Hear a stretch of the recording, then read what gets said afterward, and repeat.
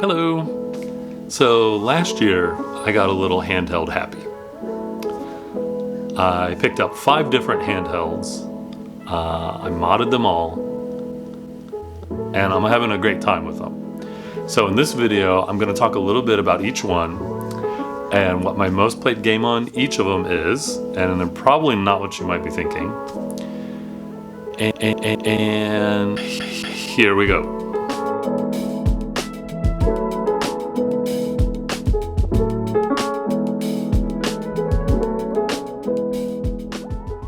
So for me, this all started with the PSP.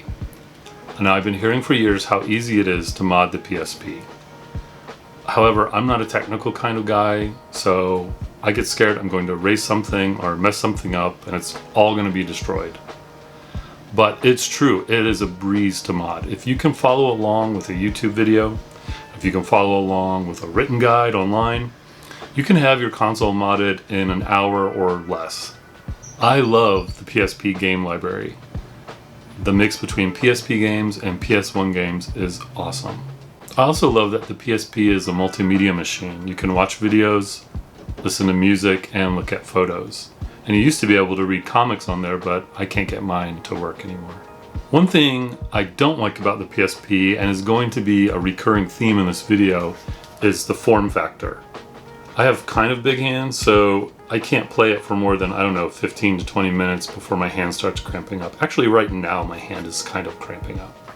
Now, I mentioned that my most played games on here might not be what you're thinking. That's because I typically only play these handhelds in bed as I'm falling asleep.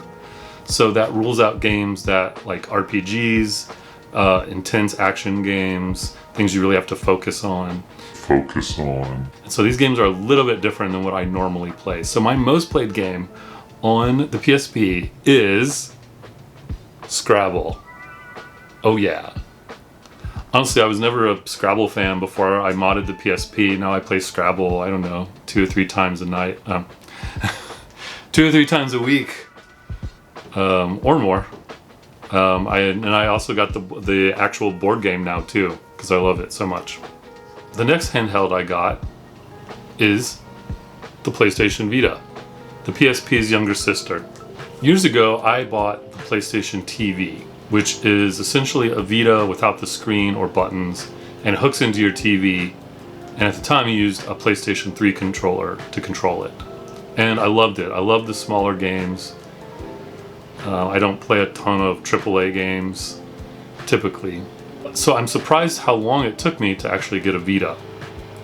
Modding it was a little bit harder than the PSP, but not by much. I'll say this has a better form factor than the PSP, but I still have the issue of it being too small and my hands start hurting pretty soon. I don't really care about all the gimmicky things that came with the back touchpad, the cameras, the touchscreen. Even the touchscreen, I don't really just use the touchscreen at all. Yeah, but by itself as a little gaming machine, it's awesome. So my most played game on here is Pixel Junk Monsters Ultimate HD. Now, even though this is a tower defense game, which can be kind of intense, trying to defend everything as swarm of enemies are coming at you, I've played this game so many times, I know it like the back of my hand. So the intensity is kind of gone. I know what to do. It's just a matter of doing it. It's actually pretty relaxing to play before bed. Now the next handheld I got and modded is the Anbernic RG351V. Oh yeah. Title just rolls off the tongue. Now this is a emulator handheld in the wood finish. Now it comes with its own operating system ready to go. You just have to put your games on there.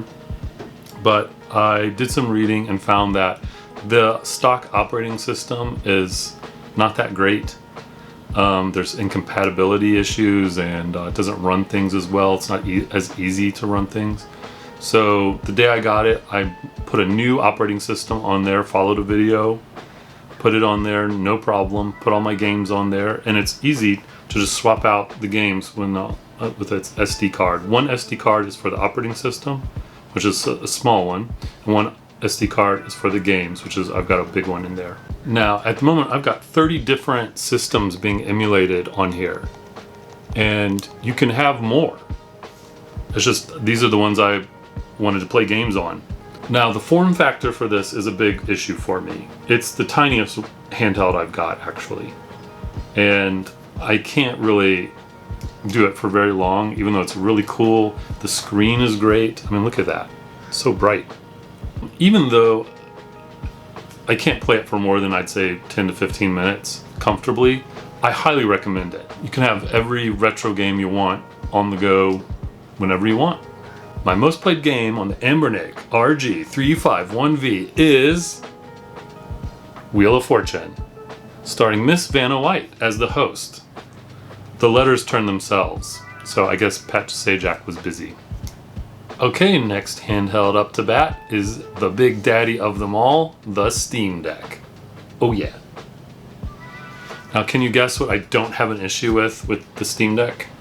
That's right, it's huge. My hands don't cramp up playing it. But I will say this. This is the only handheld I don't play in bed because it is so huge and so heavy. It's inexpensive. It doesn't feel like you want to bring it into bed where you might fall asleep and roll over on it and just crush it. So this thing is awesome. I bought the cheapest model, put a huge SD card in it, and space-wise, it's doing great. Like I said, I don't play a lot of AAA games, so a lot of my Steam games aren't huge 100 gigabyte games. They're smaller, 5, maybe 10, maybe 20 gigabyte games. Space-wise, it's incredible. So the Steam Deck was also very easy to mod. I mean, extremely easy. The very first day I got it, there were already mods available. I modded it immediately with no issues, 0 issues, and I'm loving it. My most played game on the Steam Deck is from the PS2 GameCube era, SSX3. Everyone's favorite downhill snowboarding game. This game is awesome. It looks incredible on the Steam Deck. It does have widescreen, as you noticed. See?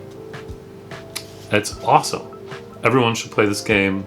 They should remake the game, re-release the game, remaster the game. Do all of those. Lastly, but not leastly, the final handheld I got at the end of last year is the 3DS XL. Oh yeah. This baby has what I call Nintendo charm.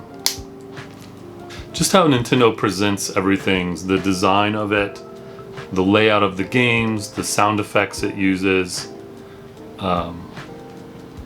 all very charming and feels good to use. I don't bother with the 3D effect. It just eats up battery, and I mean, some games it's impressive, but I don't want that to be the main reason I'm playing a game, so I always leave it off. Form factor, nothing great, nothing too terrible either. Feels pretty good. Again, 15 to 20 minutes of playtime, and then I'm kind of done, my hands cramp. Now, my most played game on the 3DS is Animal Crossing New Leaf. Of course. I mean, if you're gonna play a game as you're falling asleep, you might as well be playing Animal Crossing. Stakes are very low in that game. You can fall asleep and leave it on and it doesn't matter, it's fine. I've had a really great experience modding all of these handhelds, and the modding itself has been just as fun as playing the games for me. I had no idea it had gotten so easy to mod systems. I just saw that the PlayStation Vita is now able to be modded without even using a PC, just going through the browser. So it's easier than ever. So if you've been on the fence like I was and thought you're not technical enough, you're gonna screw something up, I say take the plunge. Grab yourself a cheap system online, grab the appropriate SD cards and adapters that you need, follow along with the YouTube video, and you're good to go. I'm gonna leave a couple links to some channels that really helped me get into all this modding, and they're great resources. And if you can just Google around, you'll find even more resources. So thanks for watching. See ya.